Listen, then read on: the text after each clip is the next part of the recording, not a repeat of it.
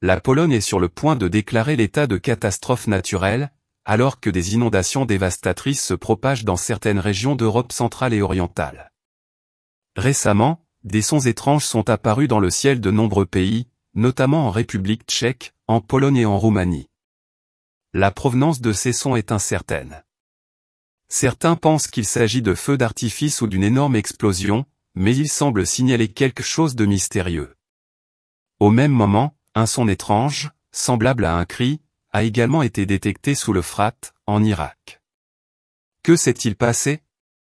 Pourquoi y a-t-il deux sons étranges à deux endroits différents? Sont-ils liés? Est-ce un signe de fin du monde? Est-ce un bon ou un mauvais présage? Dans cet épisode, nous vous l'expliquerons plus en détail. Aimez cette vidéo, laissez un commentaire ci-dessous et partagez-la avec vos amis.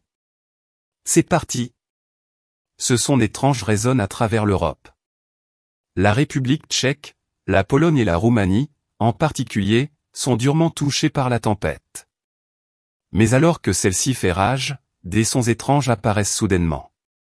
Imaginez-vous dans l'un des lieux les plus sacrés, avec une tension palpable dans l'air, lorsque soudain le ciel se met à gémir, produisant un son inédit. Un cri terrifiant, surnaturel, perce l'obscurité. Quelle pourrait être la cause de ces bruits inquiétants?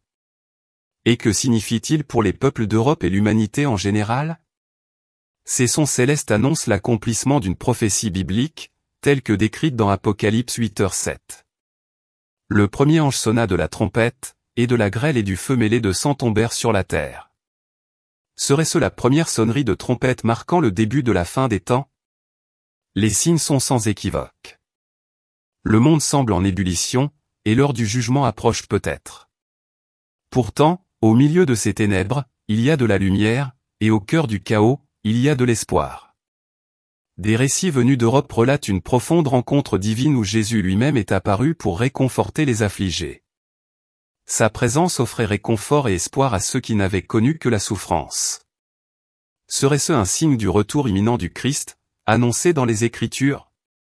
Cependant, le mystère dépasse les frontières de l'Europe. Ces phénomènes célestes ont été rapportés dans le monde entier, outre-Atlantique et au-delà. Se pourrait-il que la planète entière soit en train de vivre le même événement extraordinaire?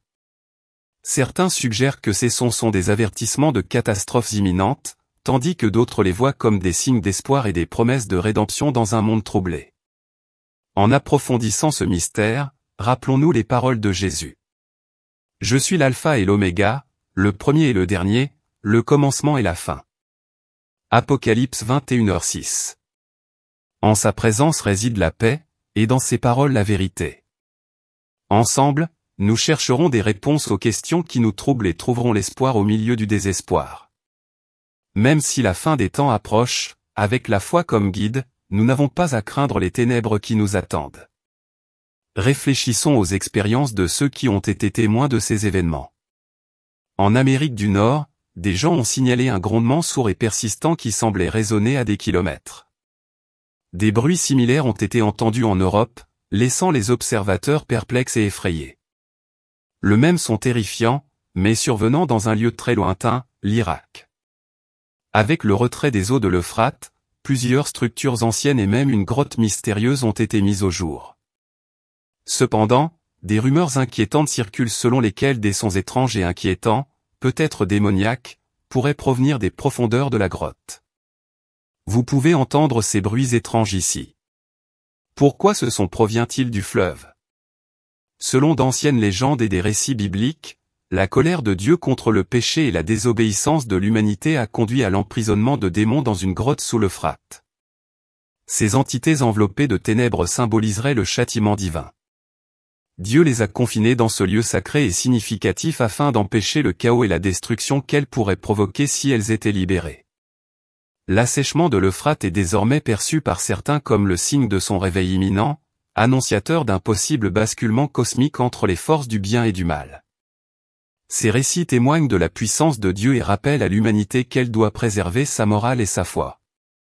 Les démons piégés sous l'Euphrate pourront-ils s'échapper? Et s'ils y parviennent, que pourrait-il advenir? Cette question a suscité l'inquiétude de beaucoup. Selon les textes sacrés et les traditions anciennes, leur libération serait non seulement terrifiante, mais pourrait aussi avoir des conséquences catastrophiques. Si ces démons parvenaient à se libérer, ils pourraient semer la destruction et le chaos. D'anciennes croyances suggèrent qu'ils sont capables de semer la discorde, de semer la terreur et de provoquer des catastrophes naturelles ou des bouleversements sociaux, déstabilisant potentiellement le monde tel que nous le connaissons. Outre le cri des démons, certains pensent que ce bruit pourrait être celui de 4 anges déchus piégés sous l'Euphrate, un fleuve asséché. Bien que cette affirmation puisse être inventée de toutes pièces, basée sur une simple vidéo circulant sans preuve tangible, la Bible mentionne bel et bien que 4 anges sont emprisonnés dans l'Euphrate. Selon la prophétie, lorsqu'ils seront libérés, ils causeront la mort d'un tiers de l'humanité, à la tête d'une armée de 200 millions de cavaliers. La nature de ces cavaliers est incertaine. Il pourrait s'agir de créatures, d'une technologie avancée, ou de quelque chose de totalement inconnu. Mais la prophétie assure que cet événement se produira. Dans Apocalypse 9, 14-15, il est dit que le 6e ange qui sonne de la trompette reçoit l'ordre de libérer les 4 anges prisonniers du grand fleuve Euphrate. Une fois libérés, ces anges sont destinés à causer la mort d'un tiers de l'humanité sur une période d'1 heure, d'1 jour, d'1 mois et d'1 an. Si ce moment est inévitable, la Bible parle aussi d'autres créatures prisonnières de l'abîme qui seront libérées dans les derniers jours par un ange ou un être déchu, à qui sera donnée la clé pour ouvrir l'abîme au moment et au lieu fixé. Apocalypse 9h1 dit, et le 5e ange. Il sonna de la trompette et vit une étoile qui était tombée du ciel sur la terre. La clé du puits de l'abîme lui fut donnée. Apocalypse 9h3 ajoute, de la fumée sortirent des sauterelles qui se répandirent sur la terre. Un pouvoir leur fut donné, comme celui qu'ont les scorpions de la terre. Ces créatures semblables à des scorpions sont lâchées pour apporter la destruction. L'ange qui descend du ciel ouvre l'abîme, qui pourrait être un lieu physique sur terre ou une porte vers une autre dimension. Bien que nous n'en soyons pas certains, Apocalypse 9h1 indique clairement qu'un ange descendra, ouvrira l'abîme et libérera les créatures qui pourraient déjà exister ici. Il est également possible que les géants et les êtres hybrides mentionnés dans la Genèse comme descendants d'anges déchus et de femmes humaines reviennent sur Terre dans les derniers jours. Qu'ils soient littéraux ou symboliques, ces événements prophétisés annoncent une époque de grands bouleversements et nous rappellent que nous approchons des derniers instants prédits dans la Bible. Alors, quelles sont les similitudes et les différences entre les deux étranges détroits d'Europe et l'Euphrate? Leur situation géographique. Les sons entendus en Europe ont été signalés dans plusieurs pays, tandis que le son de l'Euphrate est localisé dans la région proche du fleuve, plus précisément au Moyen-Orient. Sur le plan culturel, le son près de l'Euphrate entretient des liens étroits avec la culture moyen-orientale et les prophéties bibliques, notamment avec les références à l'Apocalypse et aux 4 anges. En revanche, les sons entendus en Europe sont moins liés à des prophéties religieuses spécifiques. Les théories tendent à privilégier les possibilités surnaturelles ou extraterrestres. Qu'en est-il des similitudes? Leurs origines sont mystérieuses. Les sons étranges entendus en Europe et ceux entendus près de l'Euphrate ont tous deux des origines inconnues ou obscures, ce qui suscite théories et spéculations quant à leur origine. Interprétations apocalyptiques. Dans les deux cas, certaines interprétations lient ces sons à des prophéties apocalyptiques ou bibliques. Les sons étranges près de l'Euphrate sont liés à la prophétie biblique des 4 anges enchaînés dans le fleuve. L'Euphrate, principale source d'eau de la région depuis 6000 ans et réputée pour sa croissance et sa fertilité exceptionnelles, a apporté un succès sans précédent à la Turquie, à la Syrie, à l'Irak et à l'Arabie Saoudite. Cependant, le fleuve est en pleine mutation, et avec lui, de nouvelles questions surgissent partout. Que s'est-il passé? Est-ce lié à la colère divine? Dans cet épisode, nous vous l'expliquerons plus en détail. Aimez cette vidéo, laissez un commentaire ci-dessous et partagez-la avec vos amis. Et c'est parti! L'assèchement de l'Euphrate n'est pas une simple prophétie, il se produit aujourd'hui. Au fil de l'histoire, de nombreuses cultures se sont développées le long de l'Euphrate. Le royaume mésopotamien était un groupe ethnique majeur de la région. La Mésopotamie faisait autrefois partie du croissant fertile qui s'étendait du Tigre à l'Euphrate. Cette partie du monde se trouve aujourd'hui en Irak. Le fleuve est le plus long d'Asie occidentale, mesurant 1740 km. Il prend sa source en Turquie, vers l'est, et se jette dans le golfe Persique. Il traverse la Turquie, la Syrie et l'Irak. Plusieurs espèces végétales peuplent son cours. L'homme a modifié la majeure partie de la région le long de l'Euphrate au cours des millénaires. Cependant, une flore ancienne subsiste. L'Euphrate atteint son débit maximal en avril et mai, la majeure partie de son eau provenant de la pluie et de la rosée. L'Euphrate s'est asséché, révélant plusieurs structures anciennes dans une grotte. Certains pensent qu'il s'agit d'une relique ancienne qui a survécu jusqu'à nos jours. L'assèchement de l'Euphrate a mis au jour plusieurs ruines antiques dans une grotte. Certains pensent qu'il s'agit d'une relique ancienne qui a survécu jusqu'à nos jours. Cependant, des rumeurs circulent selon lesquelles des sons démoniaques pourraient être entendus sous cette grotte. Allez voir.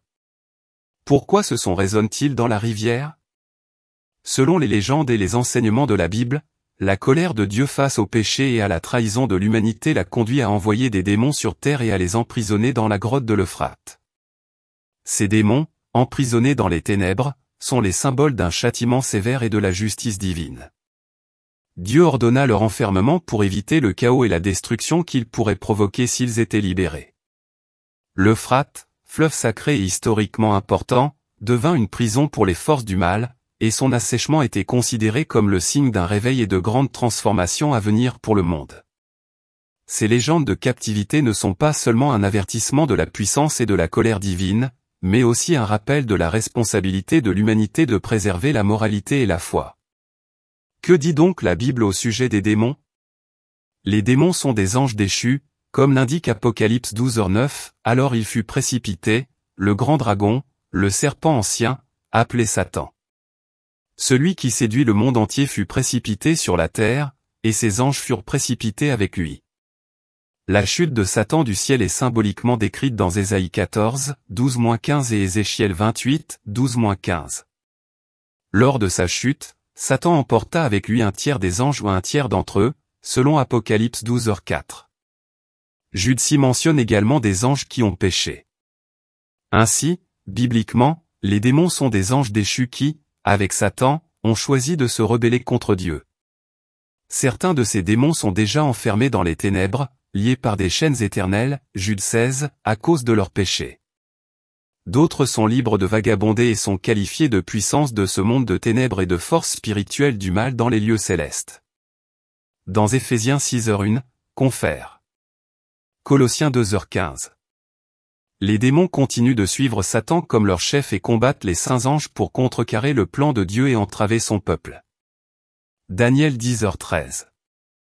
Les démons, en tant qu'êtres spirituels, ont la capacité de posséder un corps physique. La possession démoniaque se produit lorsque le corps d'une personne est entièrement sous son contrôle. Cela ne peut arriver à un enfant de Dieu, car le Saint-Esprit réside dans le cœur du croyant en Christ. 1 Jean 4h4. Durant son ministère terrestre, Jésus a rencontré de nombreux démons.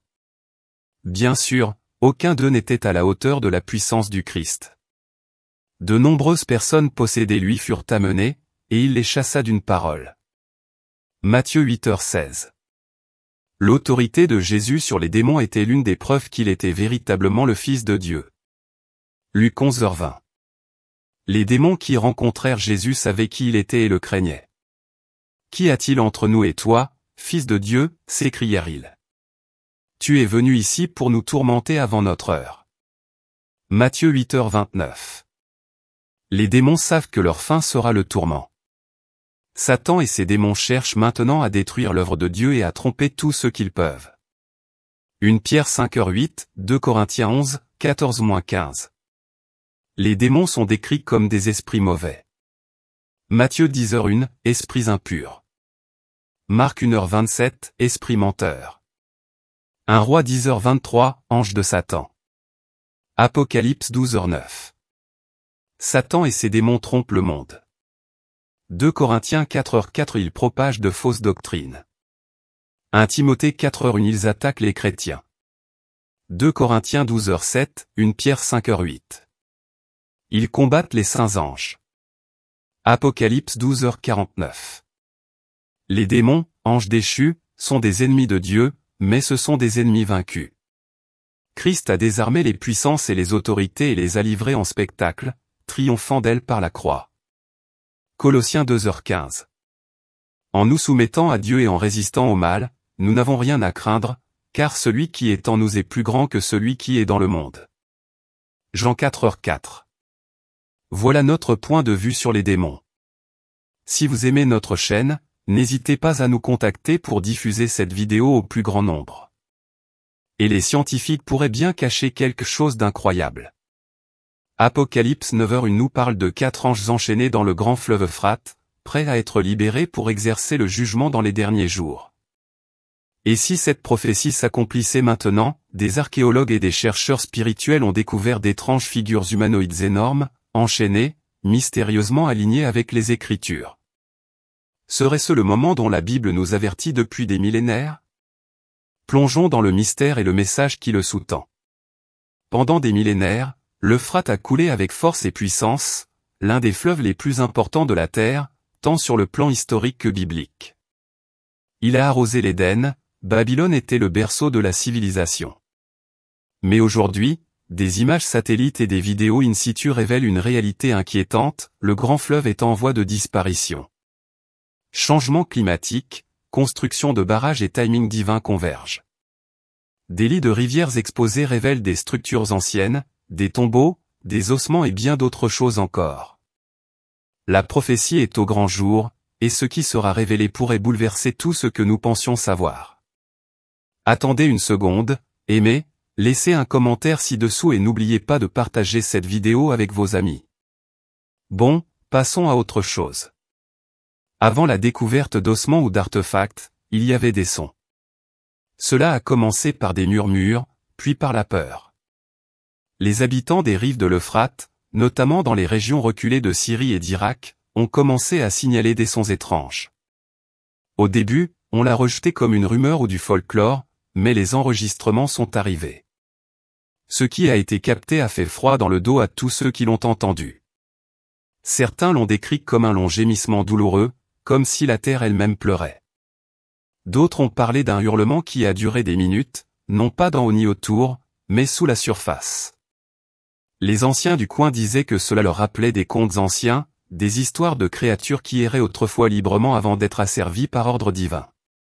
Certains disaient même que cela ressemblait aux cris d'un satyre ou d'un vampire des anciens mythes régionaux, des créatures mi-bêtes aux origines perverses, exilées sous terre. Mais pour ceux qui connaissaient la parole de Dieu, la conclusion était bien plus grave. Il pourrait s'agir du son des anges déchus dont parle Jude 16, ceux-là même qui ont manqué à leur dignité et ont abandonné leur demeure. Il pourrait s'agir de la première preuve audible de la prophétie d'Apocalypse 9, qui prédit 4 anges enchaînés sous l'Euphrate, attendant le moment fixé pour leur libération. Se pourrait-il qu'ils se réveillent, gémissent, se préparent? L'Euphrate a toujours été un fleuve de prophéties liées à l'Éden, à Babylone et aux jugements finaux de l'Apocalypse. Et maintenant, alors que ces eaux se retirent, il semble révéler ce qui est resté caché pendant des millénaires. Ce n'est pas un bruit ordinaire. Ce n'est pas une coïncidence, c'est un avertissement. Poursuivez votre lecture, car ce qu'ils ont découvert ensuite bouleversera à jamais votre compréhension du bien et du mal dans le monde antique. Alors que l'Euphrate continuait de s'assécher, révélant ses secrets longtemps cachés, les chercheurs sont tombés sur quelque chose qui les a arrêtés net, une énorme structure de pierre enfouie sous des couches de sédiments et de temps. Ce n'était ni une ruine, ni un temple, mais un tombeau, mais pas n'importe lequel. Cette chambre funéraire ne ressemblait à aucune autre découverte antérieure en Mésopotamie. Les pierres utilisées pour sa construction étaient taillées avec précision et parfaitement ajustées, mais d'un âge incomparable. L'entrée était scellée par une dalle massive couverte d'inscriptions irrégulières et de sceaux protecteurs apparemment usés, mais à peine visibles. À l'intérieur, la découverte était encore plus effrayante, un squelette géant. Les os étaient énormes, clairement non humains selon les critères connus.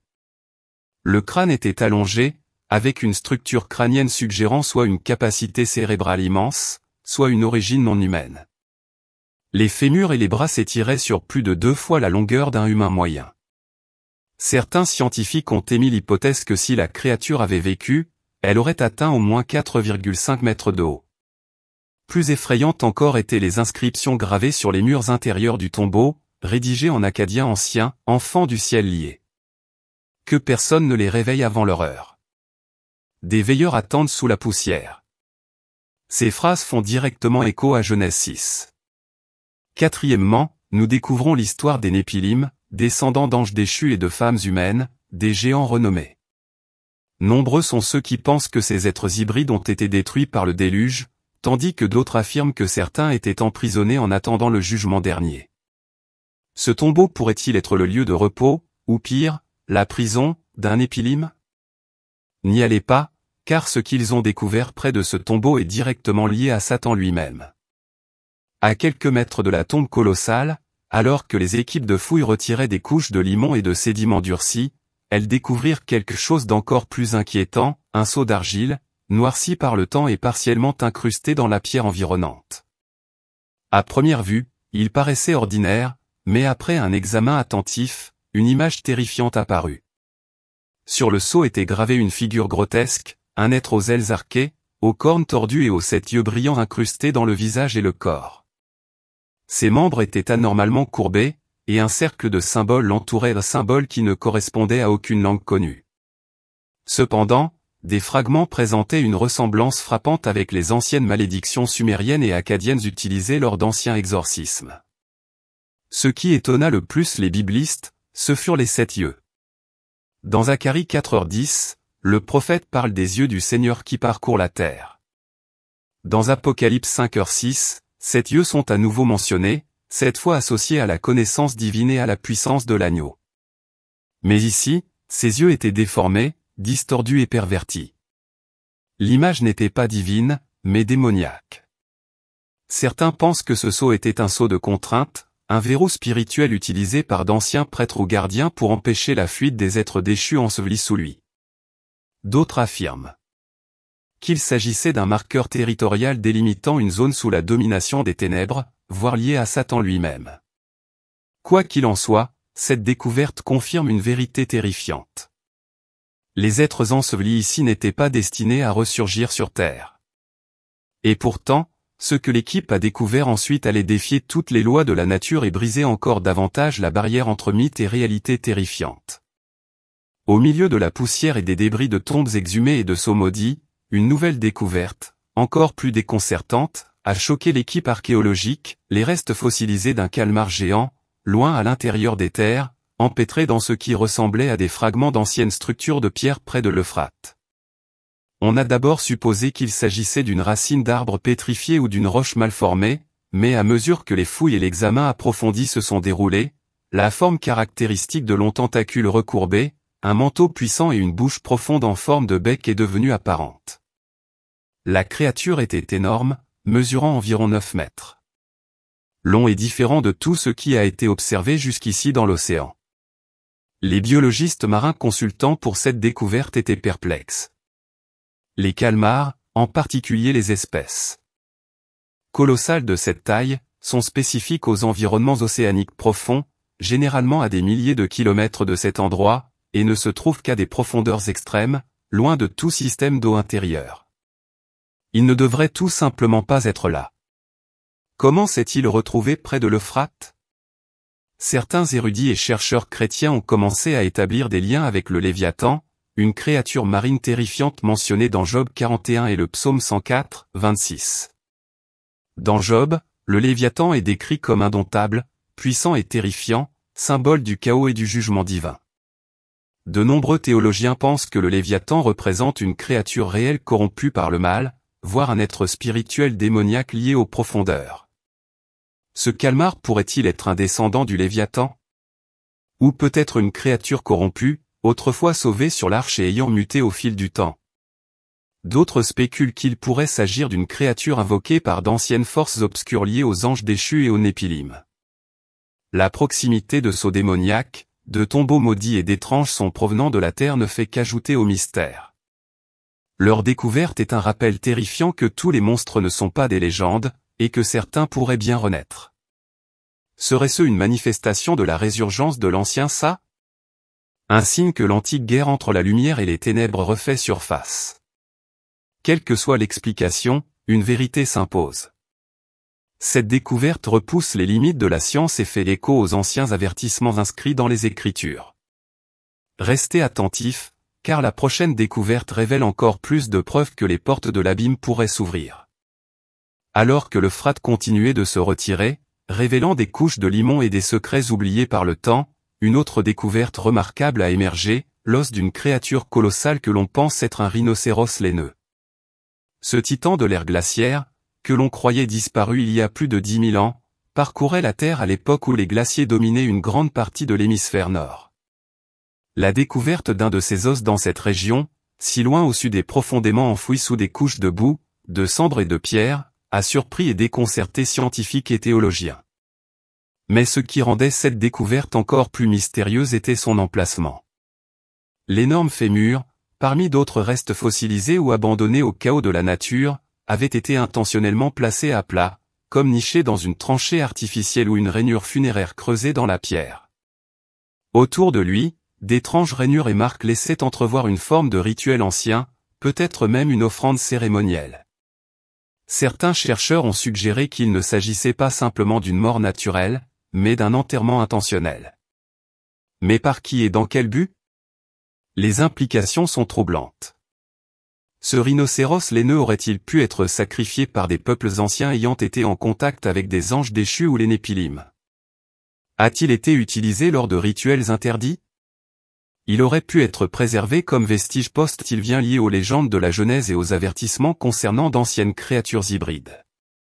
Dans Luc 21, 25-26, Jésus a annoncé que dans les derniers jours, il y aurait des signes dans le soleil, la lune et les étoiles, et une certaine perplexité face au grondement de la mer. De telles découvertes étranges ne sont peut-être pas une coïncidence. Elles pourraient être des signes prophétiques destinés à réveiller le monde moderne. Des bêtes anciennes, des rituels obscurs, des vérités enfouies revenant à la lumière. Restez attentifs, car l'Euphrate n'est pas encore terminé. Ce qui viendra ensuite pourrait être le signe le plus terrifiant de tous, et il impliquera sang et jugement. Et puis c'est arrivé. Le fleuve saigna. Le puissant Euphrate, autrefois une artère vitale pour les civilisations antiques, prit une teinte rouge cramoisie inquiétante et reconnaissable entre mille. Ce sont d'abord les pêcheurs et les agriculteurs qui l'ont remarqué, puis les touristes, puis les caméras. Les images sont rapidement devenues virales, stupéfiant scientifiques et croyants. Mais ce n'était ni une illusion ni un effet de lumière, c'était bien réel. Les autorités locales étaient perplexes. Les premiers tests ont révélé une teneur en fer extrêmement élevée dans l'eau, mais aucune explication industrielle ou géologique ne pouvait justifier cette transformation soudaine. Il n'y a eu aucune prolifération d'algues toxiques, aucun déversement chimique récent, et aucun événement similaire n'a été enregistré dans l'histoire moderne de la région. Juste un fleuve rouge sang coulant régulièrement, comme en écho aux pages de l'Exode. Dans Exode 7h20, Moïse, sur l'ordre de Dieu, frappe le Nil, et celui-ci se transforme en sang. Les poissons périssent. L'odeur monte. L'Égypte est plongée dans le chaos. Aujourd'hui, des milliers d'années plus tard, une plaie similaire pourrait se produire non pas en Égypte, mais sur l'Euphrate, un fleuve à la profonde signification prophétique. Le parallèle avec Apocalypse 16h4 est encore plus effrayant. Le troisième ange versa sa coupe sur les fleuves et les sources d'eau, et ils se transformèrent en sang. Nous pourrions être témoins des prémices des jugements de la coupe, ou peut-être des 7 trompettes annonçant un chaos apocalyptique à venir. Dans Apocalypse 8h9, les trompettes annoncent des catastrophes qui gagnent en ampleur et en intensité, tempêtes de feu, eaux empoisonnées, ciel obscurci et tourments spirituels. Les 4 anges liés à l'Euphrate sont libérés au son de la 6e trompette, apportant avec eux la mort, la guerre et une grande tristesse. Et maintenant, alors que la rivière elle-même se transforme en sang, l'instant paraît moins symbolique et plus littéral. Pour rendre les choses encore plus troublantes, plusieurs témoins ont rapporté qu'après que la rivière soit devenue rouge, le ciel s'est assombri non pas de nuages ou de poussière, mais d'une obscurité surnaturelle qui a duré 3 jours. Les téléphones n'ont pas réussi à en saisir la profondeur. Les lumières se sont tamisées. Le soleil lui-même apparaissait voilé. Serait-ce le début des 3 jours d'obscurité prophétisés? Dans Exode 10, 21-23, les ténèbres s'abattirent sur l'Égypte, si épaisses qu'elles étaient palpables. Elles durèrent 3 jours, durant lesquels seuls les Israélites eurent de la lumière dans leur demeure. C'était un avertissement, un signe avant-coureur de jugement et de séparation. De nombreux prophètes et mystiques ont prévenu qu'avant le retour final du Christ, de grandes ténèbres envelopperaient la terre, non seulement physique, mais aussi spirituelle. Un aveuglement du cœur, un refus de voir, l'Euphrate saignant, le ciel s'obscurcissant, les sceaux angéliques brisés. Ce n'est plus seulement de l'histoire, c'est une prophétie qui se dévoile. Et si ces signes sont ce qu'ils semblent être, alors la suite pourrait ébranler les cieux eux-mêmes. Le temps de prier, c'est maintenant. Le temps de se préparer, c'est aujourd'hui. Alors, que signifie tout cela? Prenons du recul et réfléchissons à ce qui s'est passé. Une rivière autrefois sacrée, désormais à sec. Des sons étranges et obsédants provenant de la terre. La découverte d'une fosse commune remplie d'ossements presque humains, potentiellement des néphilim. Un sceau démoniaque gravé d'anciens avertissements et de symboles inquiétants. Le fossile d'un calmar géant. Loin de toute mer. Les restes d'un rhinocéros préhistorique enterré selon un rituel. Et puis, le plus effrayant, l'Euphrate, maculé de sang. À quel moment a-t-on cessé de qualifier ces choses de coïncidence? Ce n'est pas que de l'archéologie. Il ne s'agit pas seulement de géologie, il s'agit d'une prophétie se déroulant en temps réel, à l'endroit précis où la Bible nous a ordonné de veiller.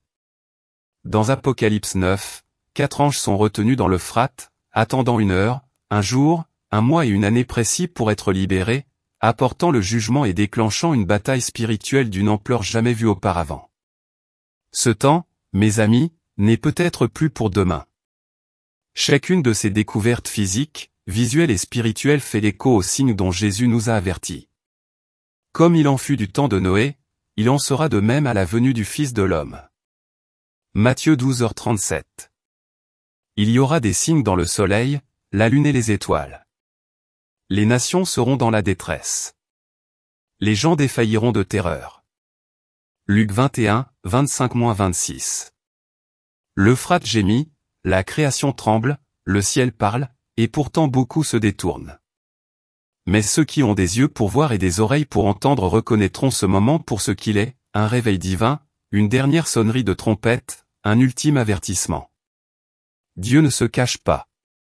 Il révèle. Il appelle. Il nous rappelle que le temps presse. Et la question qu'il pose à chacun de nous est simple, écoutons-nous?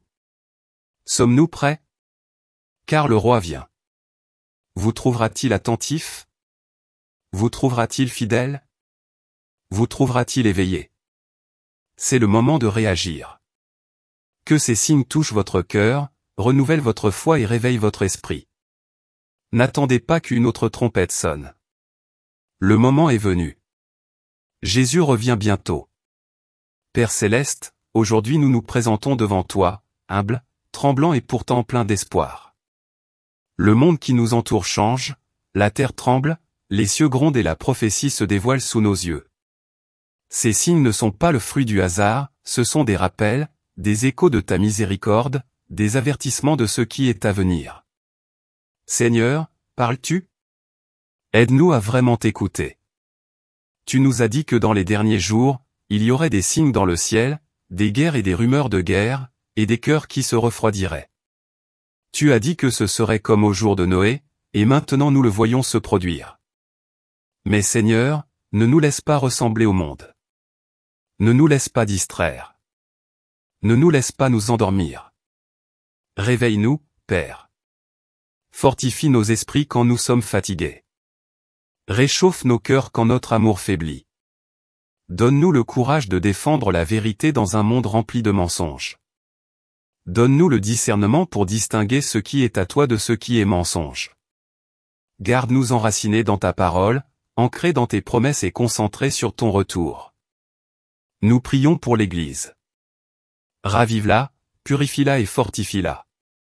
Puissions-nous briller comme une lumière dans les ténèbres, appelant les autres à ta glorieuse espérance.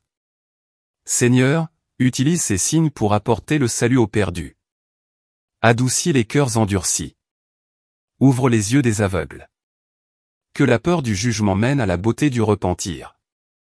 Et que chacun de nous soit comme Noé, obéissant en ces temps d'incrédulité, juste en ces temps de méchanceté, et toujours prêt à entendre ta voix qui dit, « Viens, prépare-nous, Seigneur, purifie-nous, remplis-nous de ton esprit afin que nous puissions tenir ferme, aimer avec amour et ne jamais faiblir face à l'avenir. Nous savons que l'heure est tardive, mais vous n'avez pas fini. Jusqu'à ce que la trompette sonne et que les cieux s'ouvrent, nous resterons fidèles au nom puissant et incomparable de Jésus-Christ. Amen. L'Euphrate, autrefois une puissante source de vie qui coulait au cœur du Moyen-Orient, s'assèche. À première vue, cela pourrait ressembler à un problème environnemental dû à la sécheresse ou au changement climatique. Mais pour ceux qui comprennent la parole prophétique de Dieu, il ne s'agit pas seulement d'une sécheresse, c'est un compte à rebours. Apocalypse 914 à 15 nous avertit avec une clarté effrayante, libérez les 4 anges qui sont liés sur le grand fleuve Euphrate. Et les 4 anges qui avaient été préparés pour cette heure, ce jour, ce mois et cette année furent libérés pour tuer un tiers de l'humanité. Il ne s'agit pas de symbolisme, c'est une prophétie précise, liée à un lieu réel, à un moment précis.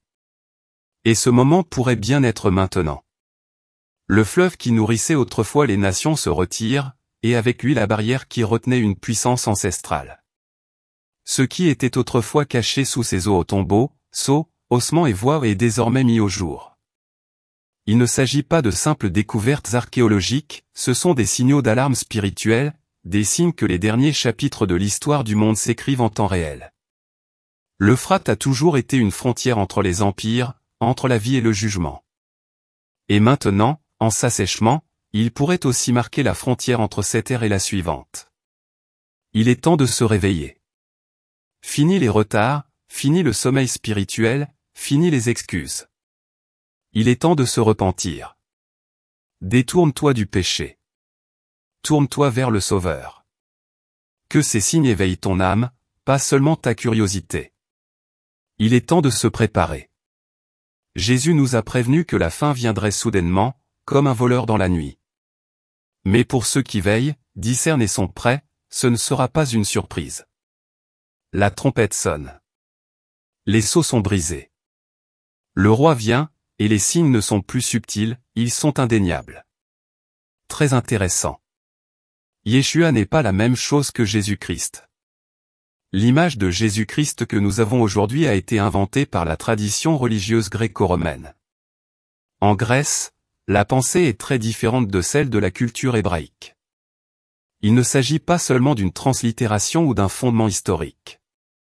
Les écrits que nous possédons aujourd'hui comme Nouveau Testament sont parus au moins 30 ans après la mort de Yeshua. Pour les Nazaréens, Yeshua est le Messie, l'homme promis dans le Tanakh qui devait venir. Le Messie apporte la rédemption à l'humanité et au monde.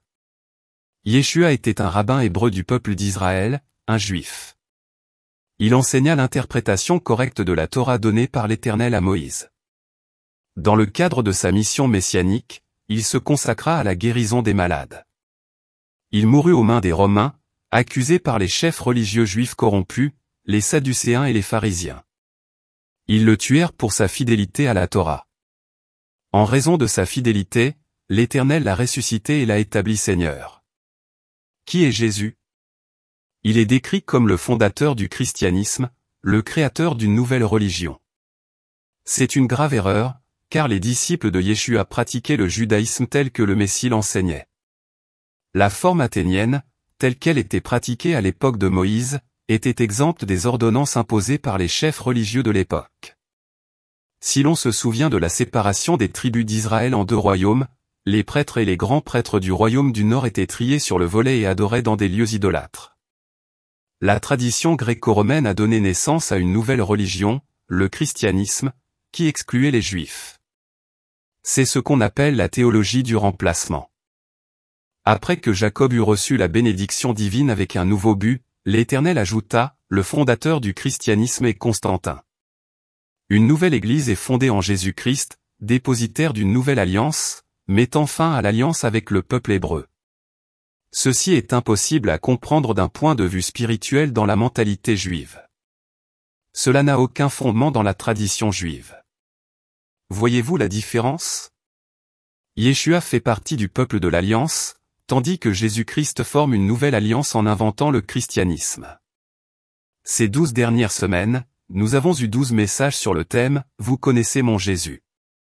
Cette connaissance de Jésus dont nous avons parlé n'est pas seulement une connaissance intellectuelle, mais aussi une connaissance du cœur. Connaissez-vous vraiment le Seigneur Jésus personnellement dans votre cœur?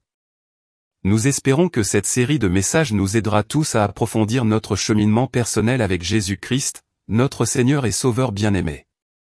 Rien ne devrait exalter nos âmes plus profondément que Jésus, notre bienheureux Rédempteur. Jusqu'ici, nous avons vu qu'il est véritablement le Fils parfait de Dieu et le Fils de l'homme. Nous avons aussi vu que Jésus était un homme de prière fervente, d'une grande compassion et d'une humble soumission à la volonté de Dieu. Nous avons vu Jésus comme le roi des rois, le prince de la paix, l'amant des pécheurs, le guérisseur des âmes. Dans le message de la semaine dernière, nous l'avons vu comme l'homme qui pardonne. Le monde a le plus grand besoin de salut. Nous arrivons maintenant au dernier message de la série, Jésus, le Sauveur du monde. Je crois que ce thème est très pertinent à notre époque, alors que nous sommes témoins de tous les bouleversements qui secouent le monde en ce moment. La guerre en cours en Irak, les attentats terroristes qui s'annoncent, la menace d'une guerre avec la Corée du Nord et les manifestations violentes à travers le monde. À cela s'ajoute la criminalité, la corruption, l'immoralité et l'athéisme qui augmentent manifestement à un rythme alarmant aujourd'hui. Ces choses nous montrent clairement que le monde dans lequel nous vivons est rempli de péchés, et que le péché s'est multiplié dans ce monde depuis le moment où le premier homme est tombé dans le péché.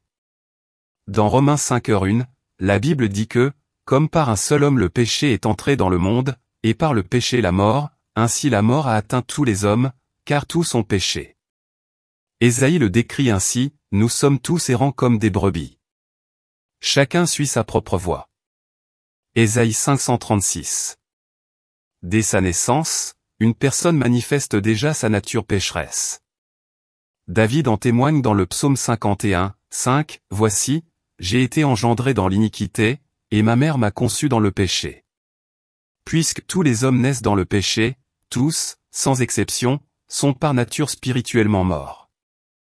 Cette vérité qui donne à réfléchir se trouve dans Ecclésiaste 7h20. Il n'existe assurément aucun homme juste sur terre qui fasse le bien et ne pêche jamais. C'est pourquoi nous comprenons aujourd'hui que le plus grand besoin dans le monde actuel n'est ni la paix, ni davantage de tolérance, d'amour et de compréhension entre les différentes nations, races et religions. Il ne s'agit pas non plus d'éliminer des régimes tyranniques pervers, ni de trouver un remède à des maladies infectieuses comme le SRA qui se propage actuellement dans le monde et qui nous touche également à Singapour. Toutes ces mesures sont positives, mais force est de constater qu'elles ne traitent que les symptômes, elles ne s'attaquent même pas à la source de tous les problèmes mondiaux. Ce dont le monde a le plus besoin, chers amis, c'est d'être sauvé du péché. Sans s'attaquer à cette cause profonde de tout le mal qui habite le cœur des hommes, toute tentative de changer le monde sera absolument vaine. Seul Jésus-Christ peut sauver le monde. Un seul peut sauver le monde du péché, Jésus-Christ, le Sauveur du monde. C'est ainsi que les Samaritains l'appelaient. Dans Jean 4h42, ils dirent à la femme qui leur avait présenté Jésus, « Ce n'est plus à cause de ce que tu as dit que nous croyons, car nous l'avons entendu nous-mêmes, et nous savons qu'il est véritablement le Christ, le Sauveur du monde. » Jésus lui-même a déclaré qu'il était venu dans ce monde pour être le Sauveur du monde. Et si quelqu'un entend mes paroles et ne les met pas en pratique, je ne le juge pas, car je ne suis pas venu juger le monde, mais le sauver. Jean 12h47. Il sauve en mourant pour les péchés du monde. Et Jésus a sauvé le monde en faisant l'expiation suffisante pour les péchés du monde entier. C'est pourquoi Jean-Baptiste l'a appelé l'agneau de Dieu qui enlève le péché du monde. Jean 1h29. Lorsque Jésus fut crucifié, sa seule mort sur la croix du calvaire a suffi à ôter les péchés du monde entier. C'est ce que dit la Bible en Jean 2h2. Il est la propitiation pour nos péchés, non seulement pour les nôtres, mais aussi pour ceux du monde entier. Nous croyons, bien sûr, que la mort du Christ ne sauve finalement que les élus, c'est-à-dire ceux que Dieu a choisis depuis la création du monde. L'expiation opérée par Jésus n'était efficace que pour les élus. Mais ce matin, nous nous concentrerons sur le fait que l'expiation de Jésus a véritablement suffi à sauver le monde entier. Comme l'a écrit Charles Wesley dans un cantique, « Seigneur, je crois que nous sommes plus pécheurs que le sable au bord de l'océan. Tu as payé la rançon en entier. Tu as accompli une expiation complète. Il sauve en apportant la lumière de la vie au monde. En plus d'avoir accompli une expiation suffisante pour le monde, notre Seigneur Jésus a également apporté la lumière de la vie au monde. » Jean 8h01. Jésus leur parla de nouveau et dit, « Je suis la lumière du monde. Celui qui me suit ne marchera pas dans les ténèbres, mais il aura la lumière de la vie. » En tant que lumière du monde, Jésus nous guide vers une vie sainte. Cela signifie qu'il nous permet de voir comment être saints au milieu d'un monde rempli de péchés. Sans Jésus, nos yeux seraient complètement aveuglés par l'obscurité du péché qui nous entoure. Personne ne pourrait alors trouver le chemin de la sainteté qui mène à la vie. Lumière du monde, Jésus nous donne aussi la vérité pour une vie éclairée. Dans sa lumière, nous pouvons trouver tous les absolus qui nous guident dans un monde où il n'y en a pas. Sans Jésus, nul ne peut être éclairé par la vérité pour une vie pleine de sens et de réussite. Et en tant que lumière du monde, Jésus nous révèle aussi pleinement Dieu afin que nous puissions entretenir une relation avec lui pour une vie bénie. Sans Jésus, nul ne peut connaître Dieu personnellement et vivre une vie pleine, bénie et complète. Jésus n'est pas seulement le sauveur du monde en expiant suffisamment les péchés du monde et en apportant la lumière de la vie au monde. Il sauvera aussi le monde en devenant le chef suprême du monde. Apocalypse 11h15 nous parle de cet événement futur glorieux. Les royaumes de ce monde sont devenus les royaumes de notre Seigneur et de son Christ, et il régnera pour les siècles des siècles. Et lorsque Jésus régnera sur toute la terre, la justice, la paix et l'ordre régneront enfin sur le monde. Son règne surpassera tous les empires et toutes les superpuissances que ce monde ait jamais connues. Jésus sera le souverain mondial parfait, réussissant là où les Nations Unies ont échoué et là où tous les rois, présidents et premiers ministres avant lui ont échoué. Seul Jésus parviendra à soumettre toute autorité et toute domination de ce monde à son contrôle total et absolu. Et ce règne mondial du Christ pourrait bientôt être inauguré lorsque Jésus-Christ reviendra dans ce monde lors de sa seconde venue pour revendiquer sa place légitime de roi des rois et seigneur des seigneurs. C'est un événement que nous pouvons tous attendre avec impatience dès maintenant, car les événements mondiaux indiquent que le temps se rapproche de plus en plus de la seconde venue de Jésus-Christ. Alors, chers frères et sœurs, vivrons tous ensemble. Nous sommes maintenant impatients de rencontrer notre Seigneur Jésus, le Sauveur du monde. Et puisqu'il est le Sauveur du monde, nous ne devrions pas le garder pour nous seuls, ni seulement entre les quatre murs de notre Église. Merci d'avoir regardé et resté connecté pour la prochaine vidéo. Châtiment et châtiment divin. En les confinant dans un lieu aussi sacré et historiquement significatif, Dieu entendait empêcher le chaos et la destruction qu'ils pourraient déclencher s'ils étaient un jour libérés. L'assèchement de l'Euphrate est perçu comme le signe avant-coureur d'un réveil imminent et d'un profond changement, indiquant un possible renversement de l'équilibre entre le bien et le mal. Ces récits de captivité démoniaque témoignent non seulement de la puissance et de la justice de Dieu, mais aussi d'un rappel solennel à l'humanité de préserver les valeurs morales et la foi. Les démons pourront-ils s'échapper de la grotte sous l'Euphrate? Et s'ils y parviennent? C'est une question qui préoccupe beaucoup de gens. Les légendes des livres sacrés suggèrent souvent que leur libération serait non seulement terrifiante, mais aussi lourde de conséquences. Si ces démons parvenaient à s'échapper, ils pourraient semer la destruction et le chaos. Selon les récits anciens et les croyances religieuses, ils sont capables de provoquer instabilité et destruction à grande échelle. Ils peuvent semer la terreur, saper la paix et l'ordre, et même provoquer des catastrophes naturelles ou sociales. Que dit donc la Bible au sujet des démons? Les démons sont essentiellement des anges déchus, comme le décrit Apocalypse 12h9, qui dit « Alors le grand dragon fut précipité, le serpent ancien, appelé Satan, celui qui séduit toute la terre.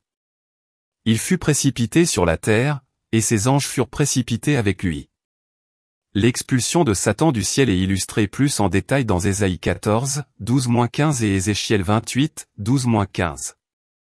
Dans sa chute, Satan a entraîné avec lui un tiers des anges, comme le mentionne Apocalypse 12h4. Jude 6 fait également référence aux anges qui ont péché. Ainsi, bibliquement, les démons sont des anges déchus qui, avec Satan, ont choisi de défier Dieu.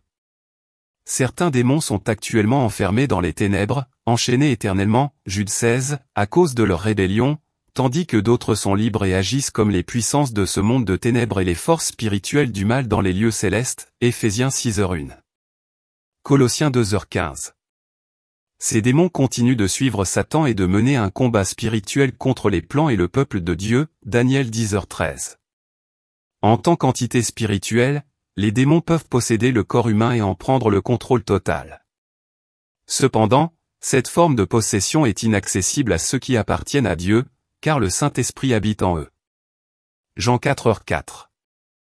Durant son ministère terrestre, Jésus rencontra de nombreux démons, dont aucun ne pouvait rivaliser avec sa puissance divine.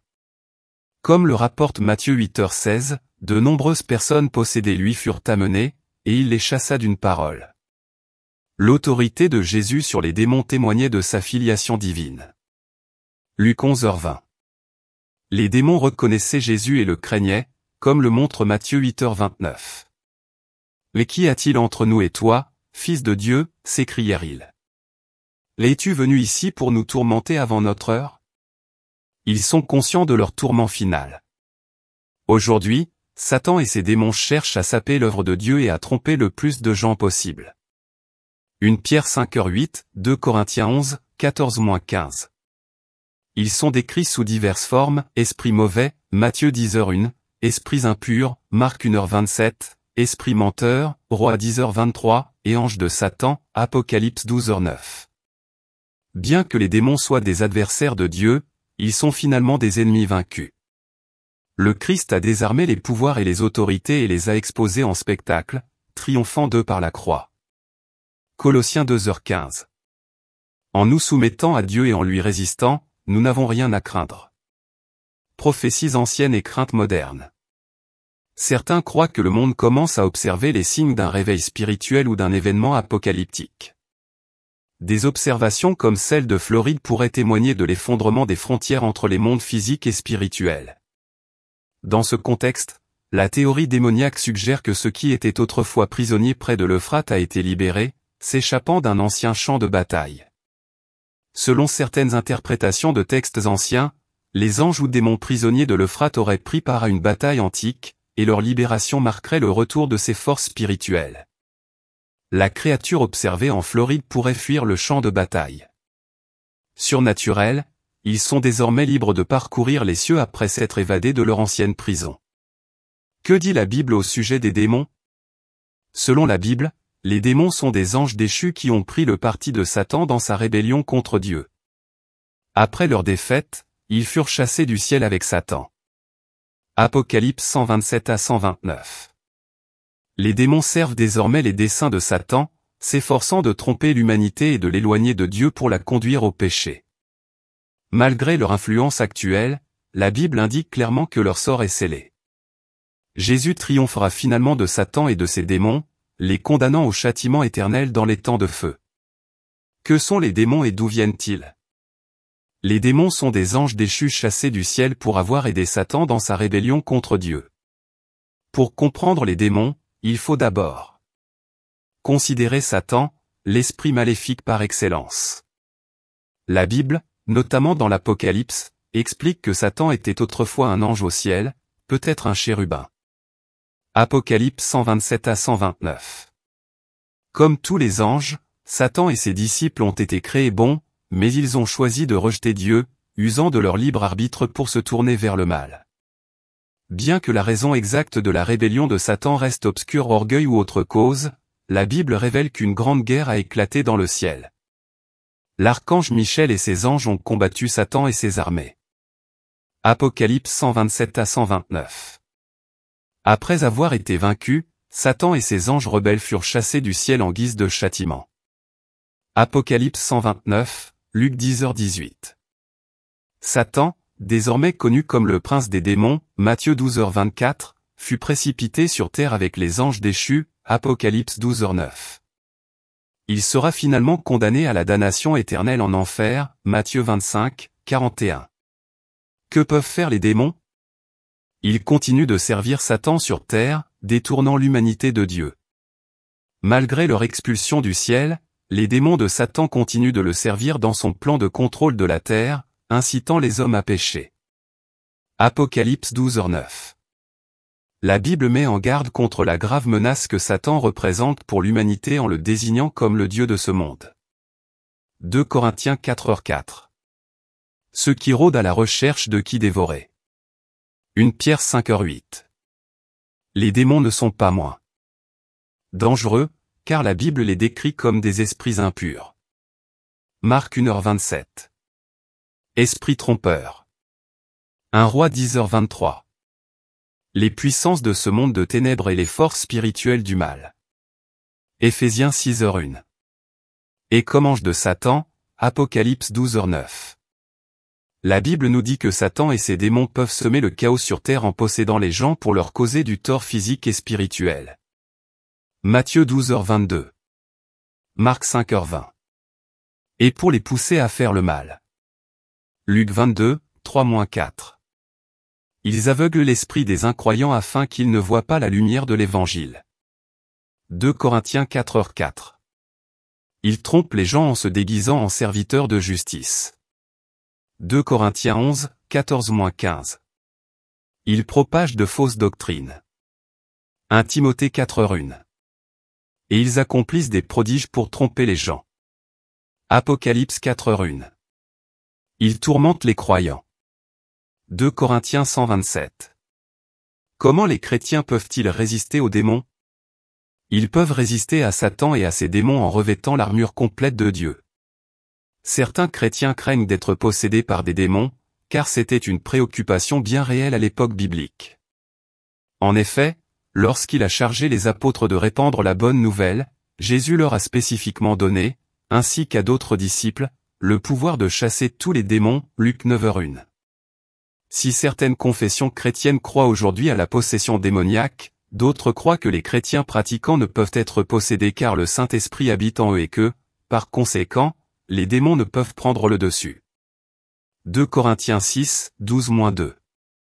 Que la possession démoniaque de chrétiens pratiquants soit possible ou non, la Bible nous donne un moyen clair de contrecarrer les efforts du diable et de ses démons pour nous tenter de pécher, vivre une vie imprégnée d'obéissance aux Écritures.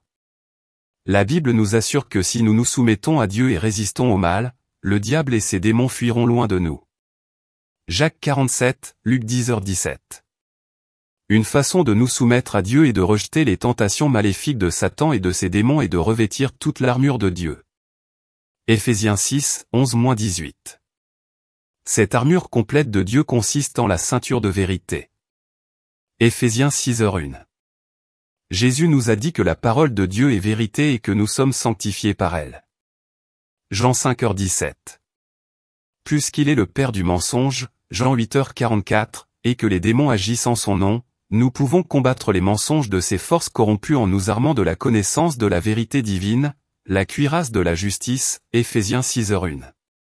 En alignant nos actions sur les instructions des Écritures, nous maintenons notre justice.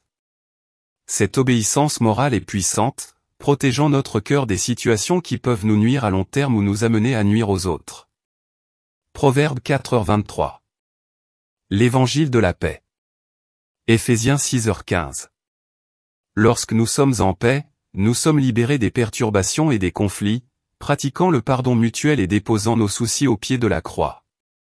Philippiens 4h6. Ainsi, nous pouvons tenir bon face à tout mal qui nous frappe. Le bouclier de la foi. Éphésiens 6h16.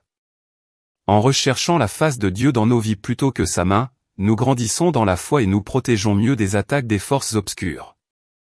La face de Dieu représente sa présence. Dieu nous assure que si nous recherchons continuellement sa présence dans nos vies, malgré les circonstances, tout ce dont nous avons besoin nous sera donné. Matthieu 6, 313. Le casque du salut.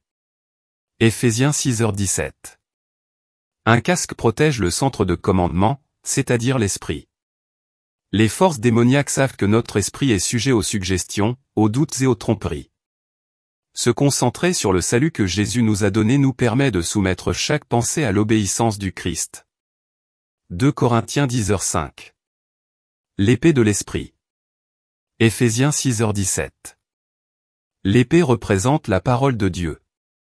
Hébreux 4h1. Elle sert à la fois de défense contre les mensonges de l'ennemi et d'offensive pour contre-attaquer avec la vérité. Luc 4h13. Quel est le destin éternel des démons? Les démons savent que Jésus finira par les vaincre, eux et Satan. La Bible nous dit que Jésus s'est fait homme pour détruire l'œuvre de l'unique, Jean 3h8. Les Écritures contiennent de nombreux exemples de l'autorité de Jésus pour chasser les démons. Matthieu 9, 32-33, Marc 7, 26-30, Luc 4, 35-36. En fait, les démons eux-mêmes savent que Jésus est plus puissant qu'eux et que leurs jours sont comptés. Par exemple, lorsque Jésus affronte les démons en Matthieu 8h29, ils reconnaissent son autorité suprême et leur fin ultime, criant à Jésus, « Que nous veux-tu, Fils de Dieu? Es-tu venu ici pour nous tourmenter avant le temps fixé ?» La Bible affirme que Jésus finira par s'éteindre. Il vaincra Satan et tous ses démons une fois pour toutes, selon Jean 4h4 et Apocalypse 8 et 10. Ces forces dépravées sont destinées à l'éternité en enfer, décrit dans la Bible comme le feu éternel préparé pour lui et ses anges. Matthieu 25, 41. 6 choses à savoir sur la colère de Dieu. Tout comme la paix est une vérité largement aimée, la colère est une vérité largement détestée. Tout au long de l'histoire de l'Église, nombreux sont ceux qui ont eu honte de la colère de Dieu et ont cherché à réviser cette vérité biblique. Cependant, ce thème de la colère de Dieu envers le péché et les pécheurs est clairement et largement enseigné dans la Bible. Cette vérité est si intimement liée à l'espoir de paix entre nous et avec Dieu que si nous perdons la compréhension de l'une, nous perdons l'espoir de l'autre. 6 choses à savoir sur la colère de Dieu. Premièrement, la colère de Dieu n'est pas comme la nôtre. Lorsque nous parlons de la colère de Dieu, rappelons-nous qu'il s'agit de la colère de Dieu. Tout ce que nous savons de Dieu, sa justice, son amour et sa bonté doit donc être intégré à notre compréhension de sa colère. Les mots « colère » et « fureur » nous rappellent notre propre expérience. Vous avez peut-être souffert à cause de quelqu'un qui se met souvent en colère, s'emporte ou s'emporte. Notre colère peut souvent être imprévisible, mesquine et disproportionnée. Si ces affirmations sont souvent vraies pour la colère humaine, elles ne s'appliquent pas à la colère de Dieu. La colère de Dieu est la réponse juste et mesurée de sa sainteté au mal. Deuxièmement, la colère de Dieu est provoquée. La colère de Dieu n'est pas quelque chose qui réside en lui par nature. C'est une réponse au mal. Elle est provoquée. La Bible dit que Dieu est amour. C'est sa nature. L'amour de Dieu est gratuit. Il ne nous aime pas parce qu'il voit en nous une certaine sagesse, une certaine beauté ou une certaine bonté. Il vous aime parce qu'il vous aime, et vous ne pourrez jamais dépasser cet amour. Deutéronome 77. Mais la colère de Dieu est différente. C'est sa sainte réponse à l'intrusion du mal dans son monde. S'il n'y avait pas de péché dans le monde, il n'y aurait pas de colère en Dieu. Ainsi, l'enseignement biblique sur la colère divine diffère des mythologies antiques. Les dieux sont frustrés et furieux. La colère de Dieu traduit sa ferme détermination à ce que le mal ne triomphe pas. Troisièmement, Dieu est lent à la colère. Pourquoi Dieu permet-il au mal de persister dans le monde? Pourquoi ne l'anéantit-il pas? Dieu offre grâce et pardon en Jésus-Christ. Ainsi, selon 2 Pierre 3h9, les hommes viennent à lui chaque jour avec foi et repentance, et Dieu garde patiemment ouverte la porte de la grâce. Le jour de la colère divine viendra, mais Dieu ne se presse pas de la porter, car alors la porte de la grâce sera fermée. Quatrièmement, la colère de Dieu se révèle maintenant. Comment Dieu révèle-t-il sa colère lorsque les pécheurs refoulent la vérité à son sujet? Ils échangent la vérité contre le mensonge et adorent la création au lieu du Créateur. Dieu les abandonne. Romains 1h21. C'est pourquoi Dieu les a livrés aux convoitises de leur cœur, les conduisant à l'impureté. 1 et 24. C'est pourquoi Dieu les a livrés à des passions infâmes. 1h26. Dieu les a livrés à leur esprit dépravé. 1 et 28. Un auteur affirme que Paul n'enseigne pas qu'un jour Dieu punira la civilisation romaine pour ses vices et sa décadence.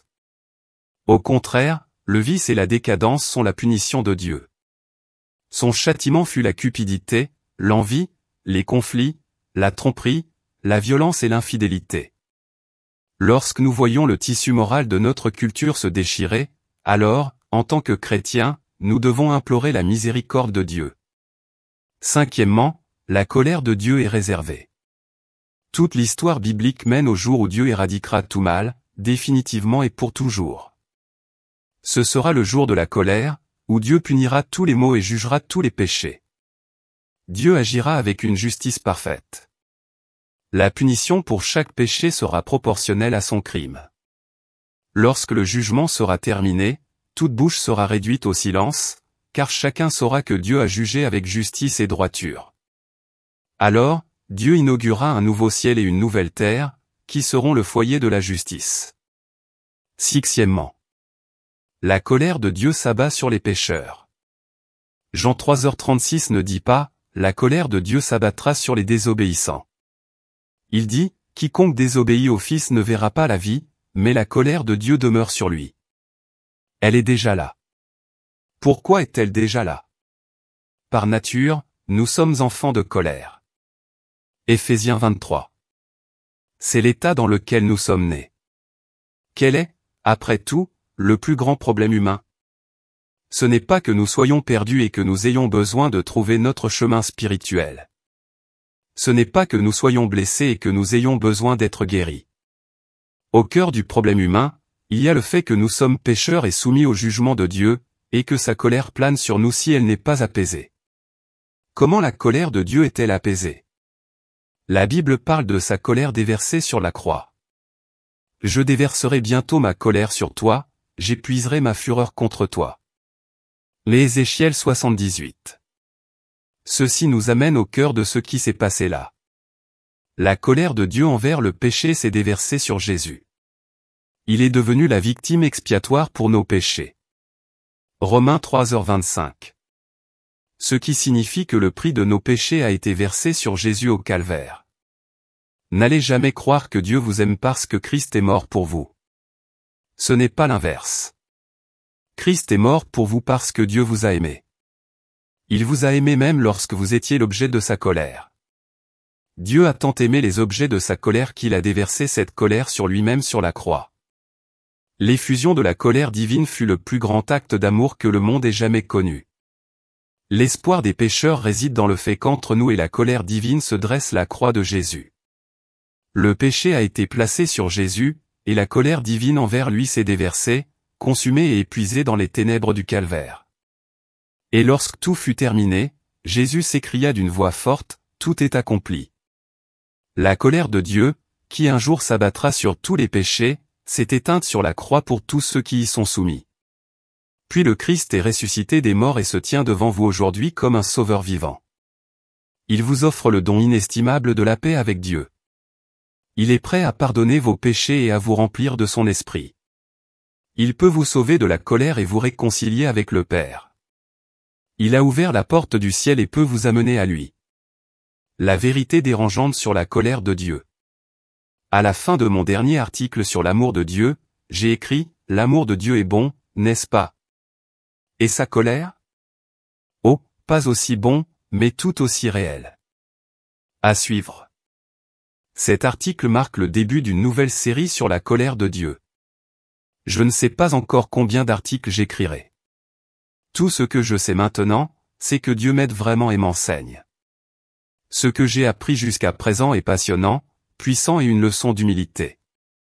Avant notre départ pour la croisière fluviale avec Judy, j'ai écrit une série de 6 articles sur l'amour de Dieu. L'apôtre Jean nous dit que Dieu est amour, ce qui signifie que l'amour est sa nature essentielle. L'amour de Dieu est agapé, un amour parfait enraciné et lié à sa sainteté. L'amour de Dieu pour sa création émane de son caractère et de sa volonté. Cela ne dépend pas du comportement ou de la beauté de celui à qui l'amour est adressé. Alléluia.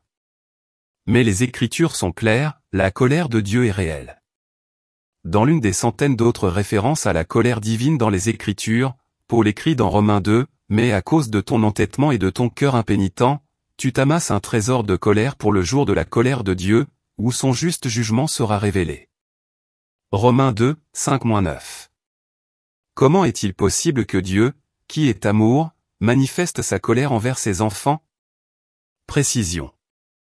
Comme vous le lirez, Dieu aime l'humanité, le monde, sa création. Mais tous les hommes ne sont pas enfants de Dieu. Les enfants de Dieu sont ceux qui croient en lui, sont nés de nouveau et ont accepté Jésus-Christ comme Seigneur et Sauveur. Lorsque j'utilise le terme « enfant de Dieu » dans cet article, je fais référence aux croyants nés de nouveau. La colère n'est pas le contraire de l'amour. Pour apprécier pleinement la sainteté de Dieu, la profondeur et la valeur immense et infinie de son amour pour nous, dans l'immensité de sa grâce, il est absolument essentiel que nous comprenions et admirions sa colère. Malheureusement, la doctrine de la colère de Dieu est perçue par beaucoup comme une mauvaise nouvelle. En réalité, elle est un élément fondamental de la bonne nouvelle. Et personne n'aime les mauvaises nouvelles. Il semble que de nombreuses églises occidentales souhaitent se concentrer sur l'amour de Dieu, laissant de côté sa colère, ce qui revient finalement à nier sa sainteté et sa perfection, ainsi que le pouvoir du péché de corrompre et de tuer. Dans ce mouvement de déni de la colère de Dieu, l'Église presbytérienne de Et vous avez essayé de changer les paroles. La colère de Dieu a été apaisée, passant du chant populaire, en Christ seul, à l'amour de Dieu a été magnifié. D'une certaine manière, vous avez raison. La doctrine de la colère de Dieu a été presque abandonnée par une grande partie de l'Église occidentale. Les Écritures concernant la colère de Dieu sont ambiguës. Un Dieu d'amour condamnera véritablement les pécheurs à l'enfer. Il n'est pas un Dieu d'amour incompatible avec la colère. Et qu'est-ce que la colère de Dieu? Je suis croyant de toute façon.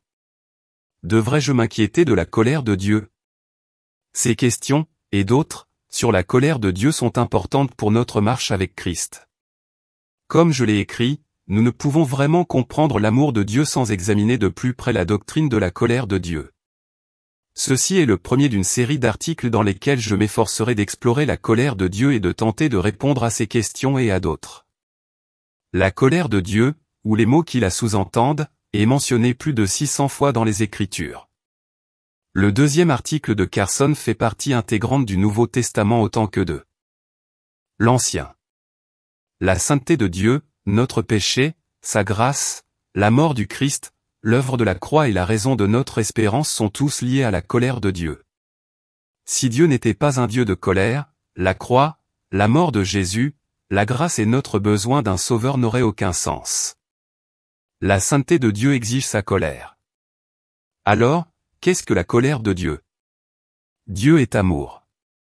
Il n'est pas un Dieu de colère. Sa colère est un attribut secondaire, et non sa nature.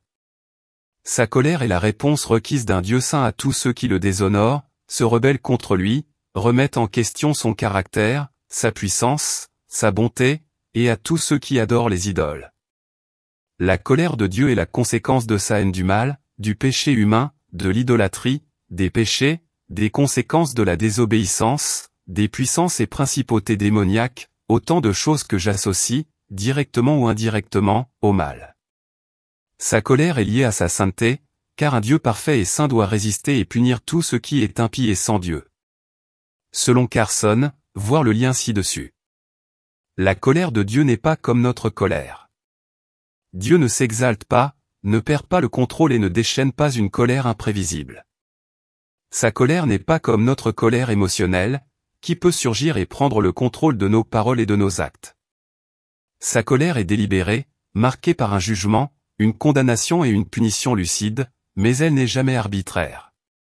La colère de Dieu est liée à sa sainteté. Le jugement fait partie de sa perfection. Nier la colère de Dieu, c'est nier sa sainteté, notre nature pécheresse, la persistance des démons dans la création, ou tout cela à la fois. Là où il n'y a pas de péché, il n'y a pas de colère. Y a-t-il du péché dans le monde? Alors, la sainteté de Dieu exige une réponse pleine de colère. Dans un message en ligne sur la sainteté et la colère de Dieu, un joueur de flûte écrit ceci. Quand nous disons que Dieu est saint, nous voulons dire qu'outre la grandeur incommensurable de son caractère, il est irréprochable. On ne peut l'accuser de rien. Son amour est infini, ce qui explique sa valeur infinie, et sa haine est infinie. Sa colère, mes paroles, s'oppose à ce qui est infiniment précieux. Son plaisir pour les choses louables est sans limite, et sa haine pour les choses blâmables est parfaite.